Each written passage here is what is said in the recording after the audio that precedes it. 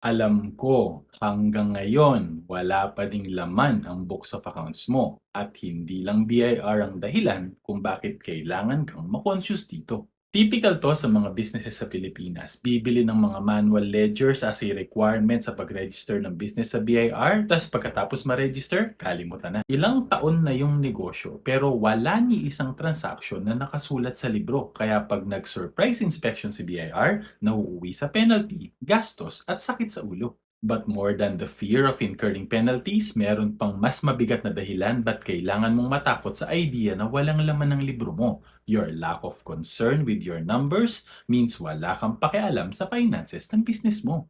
Having a proper and complete set of accounting records is one of the most important things that every business owner needs to accomplish. Humihirap lang naman ma-achieve to pag talagang mano-mano yung pagre-record. But if you use accounting automation tools like Xero, One Accounting, and Zoho Books sabay apply for loose leaf imbes na manual books of accounts, mas madali ang recording. Iwas ka sa penalties at may maayos na visibility ka pa ng finances ng business mo.